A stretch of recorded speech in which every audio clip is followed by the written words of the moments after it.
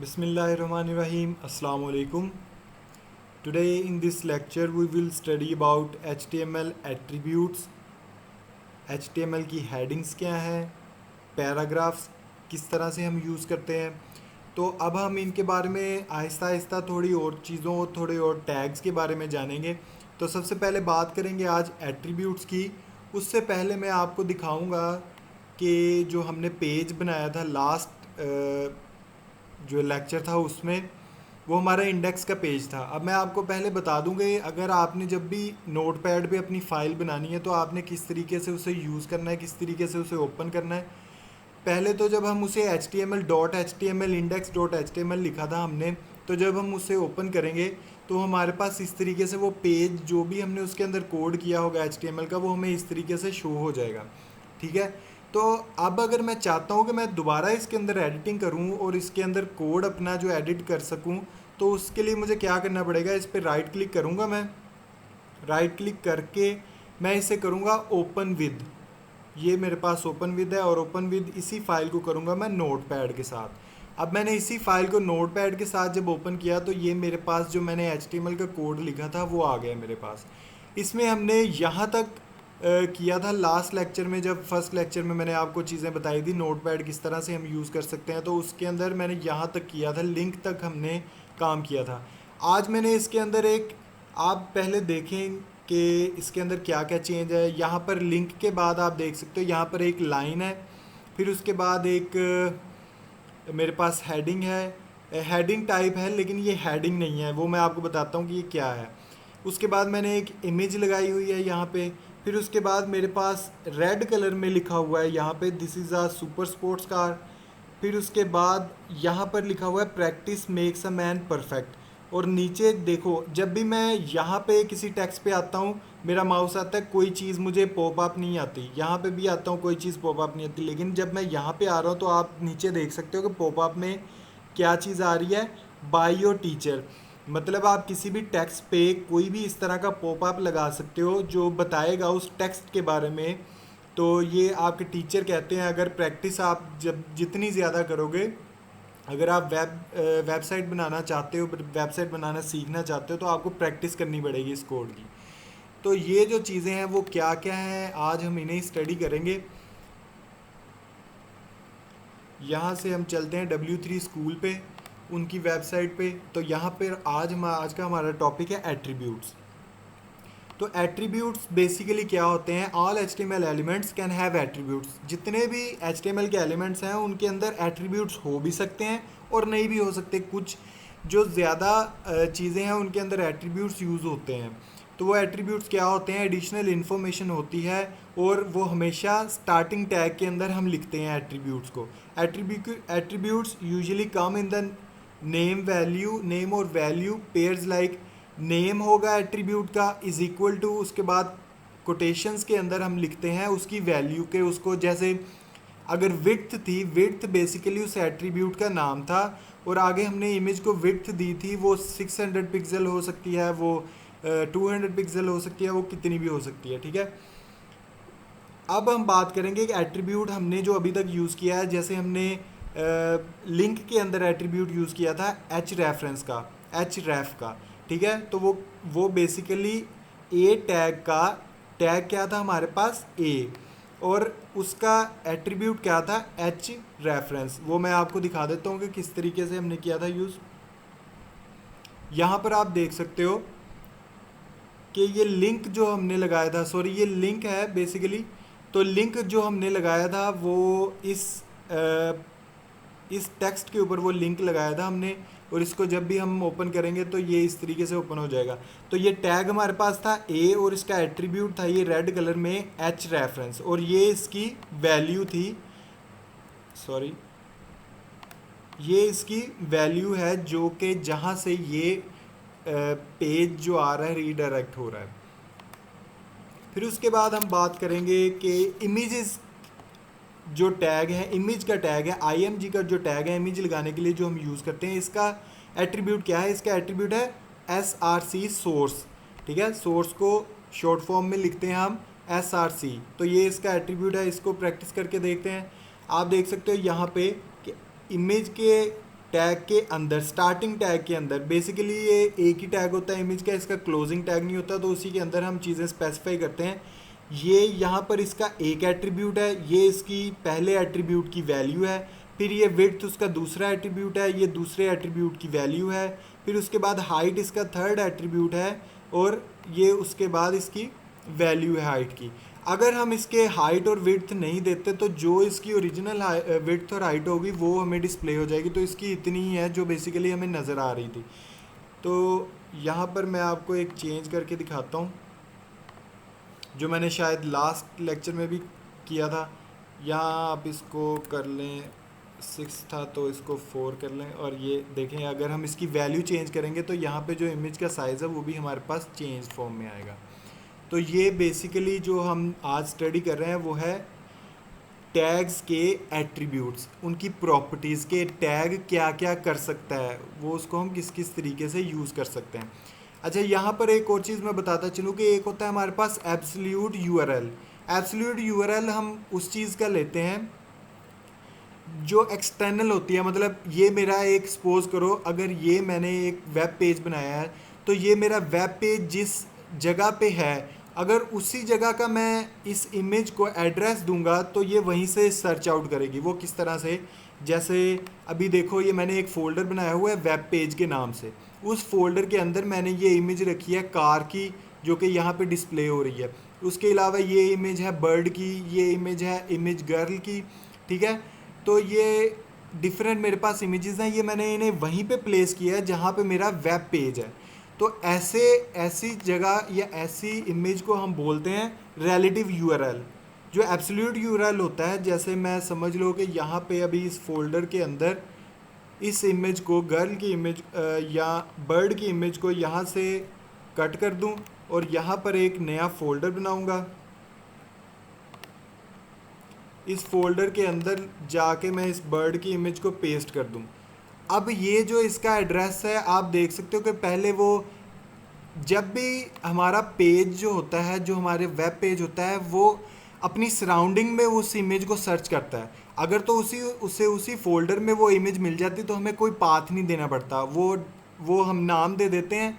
जैसे यहाँ पे मैंने कोड में नाम दिया हुआ है, यहाँ पे आप देख सकते हो, ये देखो image source car dot JPG उसकी एक्सटेंशन है, ये साथ में लाजमी लगानी पड़ती है डॉट के बाद। अगर पीएनजी एक्सटेंशन है तो पीएनजी लगाएंगे, अगर आप ऐसा नहीं करेंगे तो आपकी इमेज जो है वो डिस्प्ले फॉर्म में नहीं आएगी।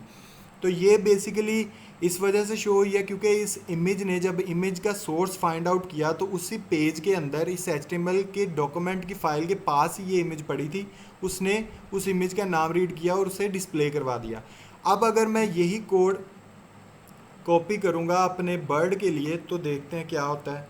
इसको मैं कॉपी कर रहा हूँ और यहाँ पर पेस्ट करता हूँ। अब यहाँ पर मैं जो चेंज करूँगा वो करते हैं, हम उस फाइल का नाम लिखेंगे BIRD_bird_20, उस फाइल का नाम था और JPG की फ़ाइल थी, और मैंने उसके ऊपर जो भी चीज़ें एट्रीब्यूट्स पहले के लगे हैं वो वही लगा दी। और इसको सेव करते हैं और जाते हैं अपनी इमेज पे वापस, और यहाँ पर इसको रीलोड करते हैं। यहाँ पर आप देख सकते हो कि इमेज का कुछ बॉक्स तो है यहाँ पे मेरे पास, लेकिन वो इमेज शो नहीं हो रही। किस वजह से? क्योंकि इस पेज ने, इस वेब पेज ने या इस वेब डॉक्यूमेंट ने पहले इस फोल्डर के अंदर सर्च आउट करना है। अब क्या है, क्योंकि वो न्यू फोल्डर के अंदर पड़ी है इमेज, तो मुझे उसका प्रॉपर पाथ देना पड़ेगा जहाँ से वो पहले सर्च करता हुआ जाएगा। हमने इसके लिहाज से देखना है, इंडेक्स की फ़ाइल के लिहाज से। तो हम देखते हैं, अपने कोड के अंदर जाते हैं। यहाँ पर अगर मैं पाथ के अंदर लिख दूँ पहले न्यू फोल्डर और /, और फिर बर्ड की इमेज पे वो जाएगा। इसको करते हैं हम सेव और देखते हैं कि क्या होता है। ये देखें, अब वो उस इमेज को, उस इमेज के पाथ को प्रॉपर रीड आउट कर सकता है। अब उसके नीचे जो आ रहा था कि ये इमेज फाउंड नहीं हो रही, तो वो क्या था, वो बेसिकली अल्टरनेटिव एड्रेस मैंने अल्टरनेट दिया था कि अगर वो इमेज सर्च आउट नहीं होती तो उसकी जगह क्या लिखा हुआ है, वो सुपर कार इमेज, जो भी वो इमेज हो सकती है। यहाँ पर वो बर्ड इमेज हो सकती है, तो मैं यहाँ पर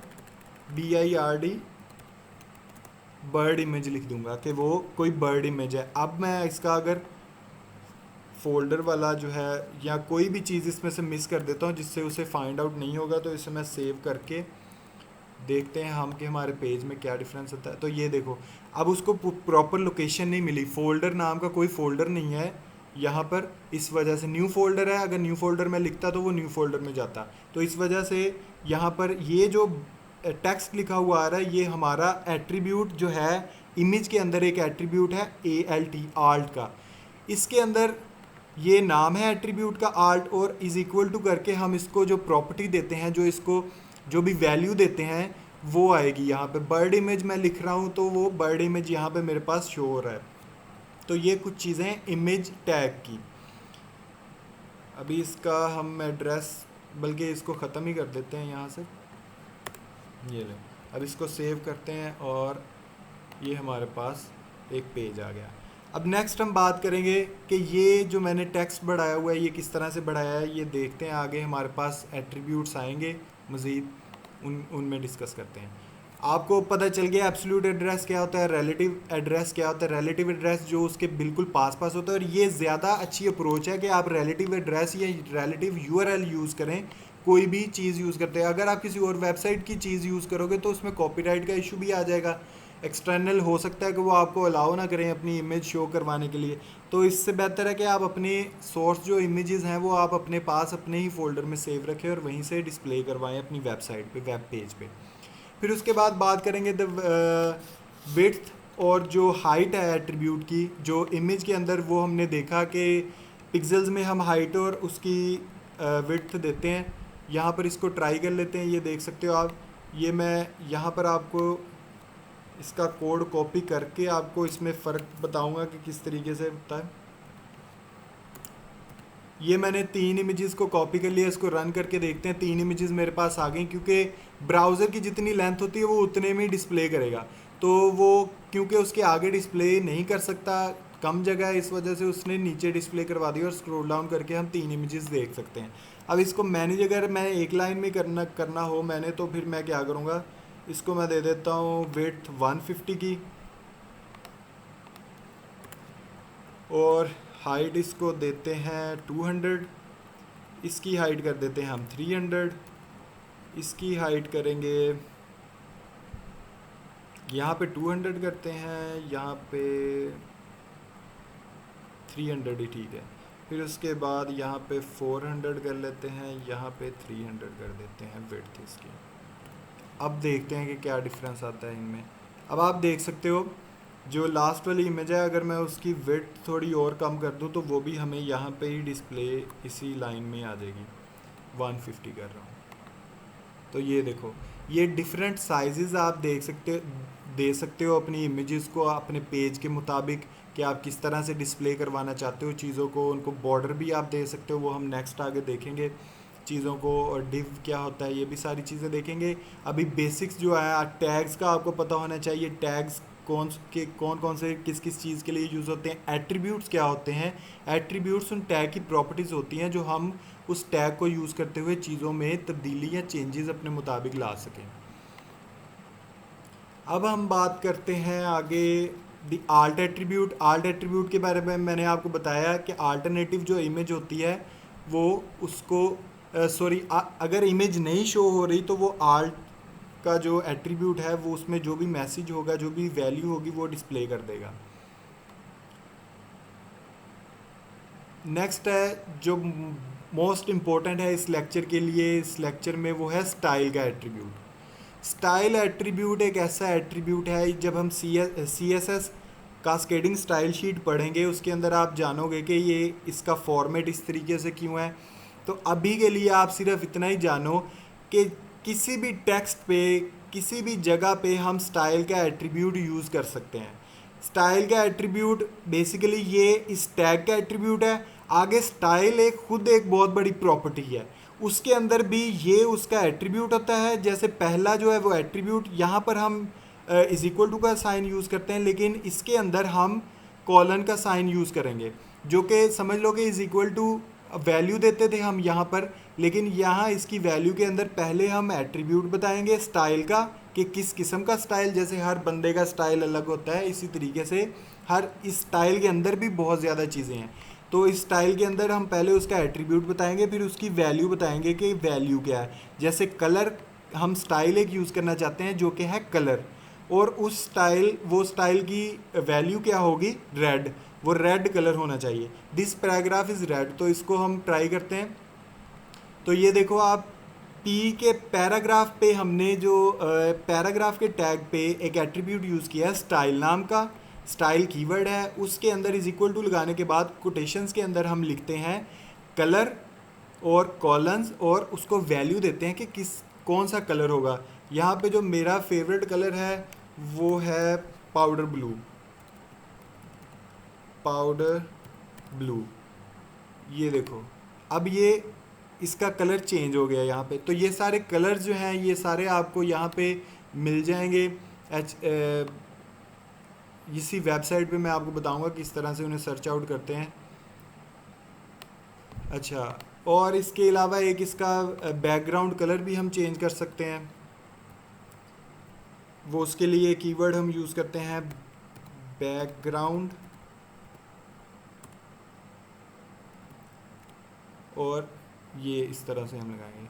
और ये पाउडर ब्लू अगर इसको कर रहे हैं हम, तो ये पाउडर ब्लू तो सारा ही हो जाएगा। इसको हम करते हैं ब्लू,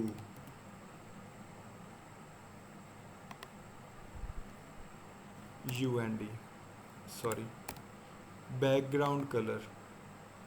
अभी ये यहाँ डिस्प्ले नहीं कर रहा। चलिए इसको नेक्स्ट हम एक्सरसाइजेज में देखते रहेंगे। ये यहाँ पर देखो स्पेलिंग मिस्टेक है। ये देखो, अब मैंने इसका बैकग्राउंड कलर चेंज किया था और ब्लू किया था, तो इसके जो इस टेक्स्ट का, इस पैराग्राफ का जो बैकग्राउंड कलर है वो चेंज हो जाएगा। इसी तरीके से आप किसी भी वेब पेज का बैकग्राउंड कलर चेंज कर सकते हैं। अब आप मुझे बताओगे, अगर हमने बॉडी पे कोई टैग लगाएंगे तो वो क्या करेगा, उसका एट्रीब्यूट पूरी बॉडी पे, मतलब पूरे इस ब्राउज़र पे जो हमें चीज़ें डिस्प्ले हो रही हैं उसके अंदर वो चीज़ इंप्लीमेंट होगी। तो अगर मैं बॉडी का बैकग्राउंड कलर चेंज करूँगा तो क्या होगा, मेरे पास ये सारा बैक से जो भी कलर मैं दूंगा वो हो जाएगा। तो यहाँ पर हम अपनी फ़ाइल के अंदर इसको यूज़ करते हैं, जो मैंने फ़ाइल बनाई हुई है। तो यहाँ पर बॉडी के अंदर जाते हैं। बॉडी के अंदर मुझे लिखना पड़ेगा, अभी मैं स्टाइल का एट्रीब्यूट नहीं यूज़ कर रहा, बॉडी के अंदर मतलब इसी टैग का एक एट्रीब्यूट होता है बीजी कलर। तो बीजी कलर मैं दे रहा हूँ इसको बैकग्राउंड, बीजी बेसिकली होता है बैकग्राउंड, बैकग्राउंड कलर मैं इसको देता हूँ पाउडर ब्लू। अब इसको सेव करते हैं और देखते हैं हमारे वेब पेज में क्या डिफरेंस आता है इससे। तो ये आप देख सकते हो कि इसका बैकग्राउंड कलर जो मेरे पेज का है वो चेंज हो चुका है। यहाँ पर आप देख सकते हो this is a super sports car. तो यहाँ पर मैंने इस पैराग्राफ पे ये एट्रीब्यूट यूज़ किया है इसका स्टाइल का, और उसका कलर रखा है रेड। ठीक है, इसी तरीके से अब ये जो आ रही है ये सबसे मज़े की चीज़ है। इसको हम देखते हैं कि ये क्या है। तो वेब पे हम वापस जाते हैं W3 स्कूल पे। टाइटल, टाइटल एट्रीब्यूट एक ऐसा एट्रीब्यूट है जो कि हमें अलाउ करता है जब भी हम कोई चीज़ लिखते हैं, उस लिखी हुई चीज़ पे, उस चीज़ पे ये यहाँ पर ये देखो इस तरह लिखना पड़ता है इसको। पी के टैग के अंदर टाइटल लिखेंगे इज़ इक्वल टू, और कोटेशंस के अंदर जो भी वैल्यू देंगे वो उस टेक्स्ट के ऊपर जब हम माउस ओवर करेंगे तो वो हमें वो मैसेज शो करेगा। अब जैसे ये देखो, mouse over this paragraph to display the title as a tool tip. तो ये टूल टिप के लिए हम ये पॉपअप यूज़ करते हैं कि कोई किसी को समझ नहीं आ रही होती कि ये क्या चीज़ लिखी है, तो उसके लिए हम कोई ना कोई टूल टिप यहाँ पर दे सकते हैं। इसको लिखने का तरीका ये है, हम हेडिंग के अंदर भी इसे यूज़ कर सकते हैं टाइटल के एट्रीब्यूट को, और उसको इस तरीके से वैल्यू दे सकते हैं डबल कोटेशन के अंदर। डबल कोटेशन के अंदर हम जो भी चीज़ लिखेंगे वो हमें उस पॉपअप, उस टूल टिप के अंदर नज़र आएगी। तो ये बेसिकली एक मज़े की चीज़ है जो आप कहीं भी किसी भी हेडिंग, किसी भी पैराग्राफ के ऊपर आप लगा सकते हो। जैसे ही कोई रीड कर रहा होगा तो वो टूल टिप उससे साथ साथ मिलती रहेगी। जैसे कोई हो सकता है कि कोई जो, जैसे मैं यहाँ पर लिखता हूँ बाय द प्रिंसिपल, तो बाय द प्रिंसिपल है ये, यहाँ पर मैं लिख देता हूँ कोई नोट आया है और हमारी वेबसाइट पे, तो वो नोट किसकी तरफ से है वो भी हम लिख सकते हैं कि बाय द प्रिंसिपल, तो ये प्रिंसिपल की तरफ से कोई नोट आ रहा है तो उसको वो सारे रीड आउट करें स्टूडेंट्स। तो ये हम अपनी वेबसाइट पे, यहाँ पर मैंने जो लिखा था ये बाय योर टीचर, तो ये practice makes a man perfect, आप हेडिंग पे मैंने ये लगाया था, आप पैराग्राफ पे भी लगा सकते हो, किसी भी जगह पे ये इम्प्लीमेंट कर सकते हो। नेक्स्ट अब हम बात करेंगे हेडिंग्स के बारे में। हेडिंग्स जो कि हमने पहले भी डिस्कस कर चुके हैं, तो इस पे ज़्यादा हमारा टाइम नहीं लगेगा। अभी लेक्चर 20 मिनट्स का हुआ है। अभी ये लेक्चर जो है बहुत मतलब ज़्यादा टाइम के बन रहे हैं। अब मैं कोशिश भी करता हूँ तेज़ तेज़ बोलने की, लेकिन फिर भी जो है चीज़ें समझाने में मैं चाहता हूँ कि बेसिक्स आपको जब पता चल जाएंगी तो ये सारी चीज़ें यहाँ पे पड़ी हुई हैं वेबसाइट पे, आप इसे मोबाइल पे भी ओपन कर सकते हो, मोबाइल पे भी आप इन्हीं चीज़ों को इम्प्लीमेंट कर सकते हो और सीख सकते हो। और बहुत ईजी है, एक एक वर्ड का सिर्फ और सिर्फ आपको टैग्स को याद करना है कि टैग्स को किस तरह से हम यूज़ कर सकते हैं और कहाँ कहाँ किस किस चीज़ के लिए टैग को यूज़ करते हैं। जो स्टाइल का टैग है वो बहुत इंपॉर्टेंट है, उसको हम डिस्कस करेंगे नेक्स्ट लेक्चर में तसल्ली से। तो अभी हेडिंग का टैग देख लेते हैं। हेडिंग के लिए ये हेडिंग 6 है, सॉरी H1 है, H2, H3, H4, H5 और H6 जो हम पहले भी यूज़ कर सकते हैं, कर चुके हैं, मैंने आपको पहले बता दिया हुआ है इसके बारे में। अच्छा, इसमें यह है कि हेडिंग्स इंपॉर्टेंट होती हैं वो इस वजह से क्योंकि हेडिंग्स जो हैं कोई कोई और भी आपका कोड देखेगा या सर्च इंजन जैसे सर्च करता है आपकी वेबसाइट को तो वो हेडिंग्स को रीड करता है, या कोई भी और पर्सन आपके वेब पेज को देख रहा होता है तो वो सबसे पहले हेडिंग्स को रीड करता है, फिर उसके बाद पैराग्राफ पे जाता है। तो इसलिए हेडिंग्स इंपॉर्टेंट है, आपने हेडिंग्स पे फोकस रखना है, हेडिंग्स बनानी ज़रूर है। अब मैंने यहाँ पर क्या किया हुआ है, ये जो है इस पर मैंने स्टाइल लगाया हुआ है। ये बेसिकली हेडिंग नहीं है, लेकिन इस पर स्टाइल मैंने फ़ॉन्ट साइज़ लगाया है। ये मैं आपको दिखाता हूँ किस तरह से। ये मेरे पास फर्स्ट पेज यहाँ तक तो हो गया। उसके बाद HR का टैग लगा के मैंने ये हॉरिजॉन्टल लाइन जो यहाँ पे लगी हुई है वो लगाई है। फिर उसके बाद ये देखो P का टैग, ये एक बेसिकली पैराग्राफ है, लेकिन इसके अंदर स्टाइल का मैंने एट्रीब्यूट यूज़ करके उसके अंदर मैंने फ़ॉन्ट साइज़ क्या रखा है 30 पिक्सल।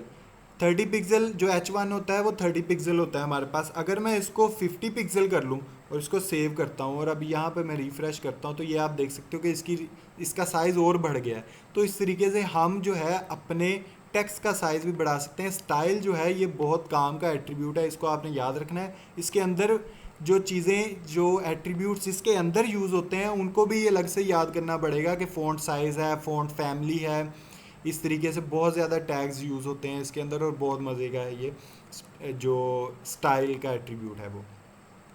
तो बिगर भी कर सकते हो आप, इससे ज़्यादा भी कर सकते हो। अगर आप फ़ॉन्ट साइज़, ये देखो यहाँ पे फ़ॉन्ट साइज़ यूज़ हुआ है, यहाँ पर 60 पिक्सल है। हेडिंग ही आपने रखी है, बेसिकली हेडिंग का साइज़ आप बढ़ा रहे हो तो है, तो ये हेडिंग ये भी ठीक है। आपका जो सर्च इंजन है वो भी इसको रीड आउट करेगा और जो यूज़र है उसकी भी इस पर आँख पड़ेगी जल्दी से। और इसका आप साइज़ अगर ज़्यादा बढ़ाना चाहते हो, जो एक्चुअल साइज़ होता है H1 का वो 30 होता है, तो इससे डबल किया हुआ है। तो ये आपको ये सामने शो हो रहा है, आप चेंज कर सकते हो हेडिंग के साइज़ को भी। नेक्स्ट हम बात करेंगे पैराग्राफ्स की। पैराग्राफ्स जैसे अभी तक तो हमने काफ़ी प्रैक्टिस कर ली है पैराग्राफ के टैग की, पैराग्राफ किस लिए यूज़ करते हैं, इसके अंदर एट्रीब्यूट्स कौन कौन से हैं। स्टाइल का एट्रीब्यूट मैंने सबसे पहले आपको बताया कि स्टाइल का एट्रीब्यूट हम पैराग्राफ में भी यूज़ कर सकते हैं, और जो टाइटल का एट्रीब्यूट था वो भी हम पैराग्राफ में यूज़ कर सकते हैं। तो नेक्स्ट है HTML display. You can not be sure how HTML will be displayed. अब जो भी चीज़ हम पैराग्राफ में बेसिकली लिखते हैं, यहाँ से मैं आपको दिखाता हूँ। पैराग्राफ के अंदर यहाँ पर अगर आप बहुत ज़्यादा स्पेसेस डाल रहे हो तो जब आप इसे रन करोगे तो यहाँ पर सिंगल स्पेस के साथ ही आपको शो हो रहा होगा। तो ये बेसिकली पैराग्राफ की खसूसियत है। तो एक हिसाब से हम इसे कह सकते हैं कि ये इसका एडवांटेज है, लेकिन एक किस्म से डिसएडवांटेज भी है। अगर मैं चाहता हूँ कि मैं इस पैराग्राफ में लाइन में लिखते हुए स्पेस एंटर कर दूँ, तो एंटर को मैं रन करूँगा तो आप देख सकते हो यहाँ कोड में मैंने लिखा हुआ है, एंटर करके लिखा हुआ है, लेकिन यहाँ पे मेरे पास वो चीज़ें जो हैं आपस में जुड़ी हुई नज़र आ रही हैं। तो ये तो मैं आपको एक एक्स्ट्रा टिप बताता चलूँ साथ में। मैंने आपको एक BR का टैग बताया था, BR पिछले लेक्चर में भी डिस्कस हुआ था। BR का टैग अगर हम यूज़ करेंगे तो यहाँ पर ब्रेक लाइन हो जाएगी। तो जहाँ भी आप ब्रेक लाइन देना चाहते हो वहाँ पर आप BR का टैग यूज़ कर सकते हो।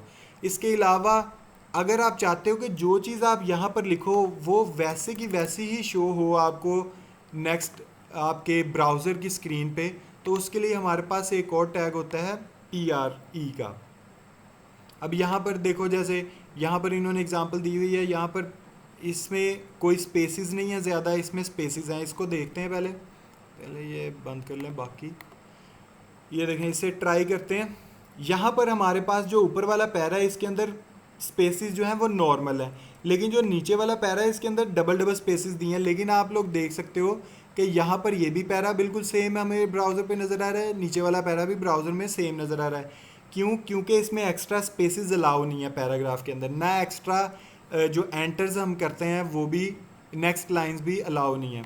तो इसके लिए हमें इसका सलूशन क्या है वो हम देख लेते हैं। पहले लाइन ब्रेक का मैंने आपको बता दिया कि लाइन ब्रेक किस तरह से हम करते हैं, BR का, हॉरिजॉन्टल लाइन का भी आपको बता दिया, HR का। ये देखो पोइम। अब इसको एनकाउंटर करने के लिए क्या करना पड़ता है हमें? अगर कोई पोइम हो, जैसे कि पोइम में क्या होता है कि लाइन, पहले एक लाइन है, फिर उसके बाद एंटर करेंगे दूसरी लाइन आएगी, फिर उसके बाद एंटर करेंगे तीसरी लाइन, फिर फोर्थ, इस तरह के, इस तरीके से अगर हम इसे चलाएंगे ब्राउज़र के ऊपर, तो क्योंकि ये एक पैराग्राफ है तो हमें ब्राउज़र पे ये देखो सेम ही लाइन में, एक ही लाइन में, वो जहाँ तक ब्राउज़र जा सकता है, जहाँ तक ब्राउज़र की हद है वहाँ तक वो लाइन ले जाएगा, फिर उसके बाद एंटर करके नेक्स्ट लाइन में ले जाएगा। तो ये तो हमारे लिए एक ड्रॉबैक हो गया। हम इसको किस तरह से पोइम्स के बारे में, इसका सोल्यूशन क्या हो सकता है? इसका सोल्यूशन है PRE का टैग। PRE का टैग जब हम यूज़ करते हैं किसी भी पैराग्राफ के अंदर या पैराग्राफ के बाहर भी इसे यूज़ कर सकते हैं, तो जब भी इसे हम यूज़ करते हैं तो जो चीज़ हम इसके अंदर एज इट इज़ लिखते हैं वो एज इट इज़ ही हमें यहाँ पर शो होगी। लेकिन इसका एक डिफ़ॉल्ट फ़ॉन्ट फैमिली या फ़ॉन्ट जो स्टाइल है वो डिफ़ॉल्ट रहेगा, और इसके अंदर जितनी भी, यहाँ पर आप देखो माई बोनी लाइज ओवर द ओशन है, तो बोनी के बाद मैं कितनी ज़्यादा स्पेस डाल रहा हूँ। तो ये मैं इसे रन करके देखता हूँ, तो ये आप देख सकते हो कि स्पेसिस जितनी भी मैंने यहाँ पर अपने कोड के अंदर डाली, अपने डॉक्यूमेंट के अंदर डाली, वो सारी की सारी एज इट इज़ मुझे ब्राउज़र के ऊपर शो हो रही हैं। अगर मैं यहाँ पर एंटर भी करता हूँ तो वो एंटर भी एज इट इज़ देख सकते हो। यहाँ पर सिमिलर जो पैटर्न है वही सारा सिमिलर पैटर्न मुझे ब्राउज़र के ऊपर शो होगा। तो ये प्री का जो टैग है उसको हम यूज़ करते हुए बॉडी के अंदर अपनी जो पैराग्राफ्स हैं या अपनी जो पोइम्स हैं, जो भी आप लाइंस जिस तरीके से आप लिखना चाहते हो कि जैसे आप डॉक्यूमेंट के अंदर चीज़ लिखो वैसे की वैसी ही शो हो, तो उसके लिए आपको प्री का टैग यूज़ करना पड़ेगा। अब ऊपर हम एक चीज़ गए थे, ये देखो हॉरिजॉन्टल लाइन। हॉरिजॉन्टल लाइन अगर हमने लगानी है तो उसके लिए क्या करना पड़ेगा? HR का टैग यूज़ करना पड़ेगा। ये देखो यहाँ पर क्या है, this is heading 1, this is some text, ये हेडिंग 1 और कुछ टेक्स्ट है पैराग्राफ के अंदर। फिर उसके बाद HR का टैग, इसका कोई क्लोजिंग टैग नहीं होता, ना ही इसकी कोई बॉडी एट्रीब्यूट या कंटेंट होता है। जैसे P का स्टार्टिंग टैग है और उसके बाद इसके अंदर कोई कंटेंट आता है, फिर उसके बाद क्लोजिंग टैग या एंड टैग है। इसके अंदर सिर्फ और सिर्फ इसने एक लाइन लगानी है, और लाइन इसने वहाँ तक लगानी है जहाँ तक ब्राउज़र की हद है, जहाँ तक ब्राउज़र का एंड है। ठीक है, तो हॉरिजॉन्टल लाइन लगाने के लिए क्या करना पड़ता है हमें? HR का टैग, जो मैंने अपने पेज के अंदर, जो आपको वेब पेज दिखाया था उसके अंदर जो लगाई, ये मैंने हॉरिजॉन्टल लाइन एक लगाई थी।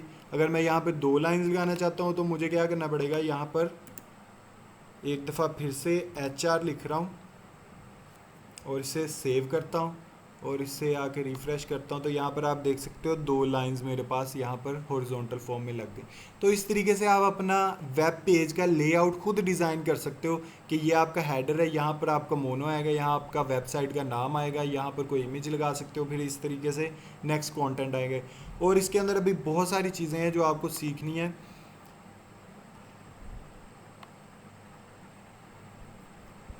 बाकी जो चीज़ें हैं, इसके बाद हम स्टाइल का टैग के बारे में डिस्कस करेंगे। स्टाइल का टैग क्या होता है ये हम नेक्स्ट लेक्चर में करेंगे, क्योंकि ये वीडियो काफ़ी लंबी बन चुकी है, आधे घंटे की। तो मिलते हैं नेक्स्ट लेक्चर में, तब तक के लिए अल्लाह हाफ़िज़।